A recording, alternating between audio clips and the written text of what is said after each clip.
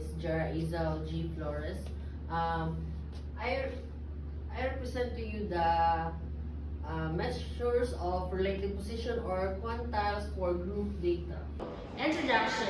Measures of relative position or quantiles refer to statistical tools that describe the position of a particular value and relation to the rest of the data set. These include quartiles, deciles, and percentiles. For group data, data organized into frequency distribution. These measures provide insight into how values are spread and help in understanding the data's distribution. Measures of position give us a way to see where a certain data point or value fall in a sample or distribution. Measures can tell us whether it's unusually high or low. Measures of positions are used for quantitative data that falls on some numerical scale. Quartiles divide the data in 4 equal parts and percentiles divided into hundreds or 100 equal parts. The conversion test scores to show where a given value stands in relation to other values of the same group. The most common example in education is the conversion of scores on standardized tests to show where a given student stands in relation to other students of the same standard deviation or distance of a row scores from the mean for a normal curve or distribution. In a normal distribution, the distance from 1 SD above the mean to 1 SD below the mean includes approximately 68% of all scores plus 2 minus 2 SD includes approximately 95% of scores. And this is the formula for quantile of group data.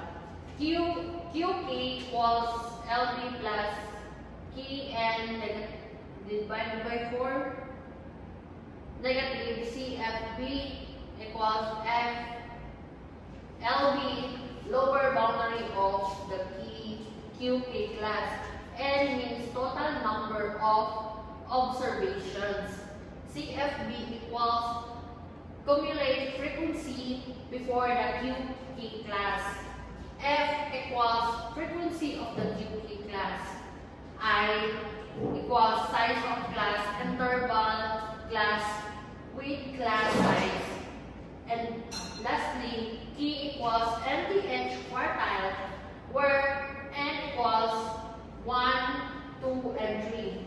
And this is the quartile of group data. Example, scores of graded students in math quiz. The total of scores is 46 over 50, negative 50.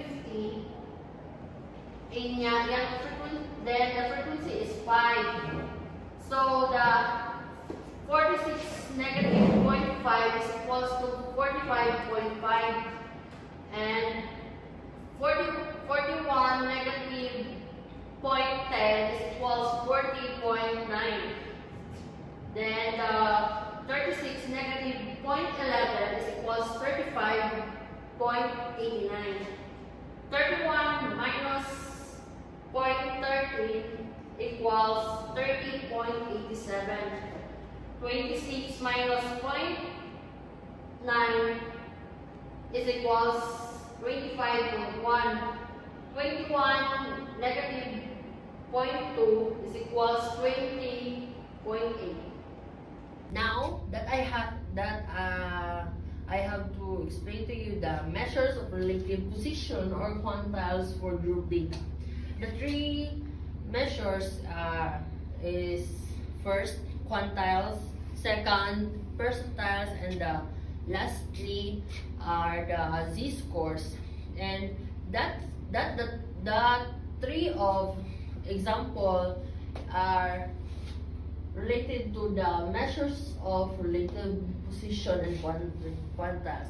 And that's all for today. And I hope you enjoy my topic.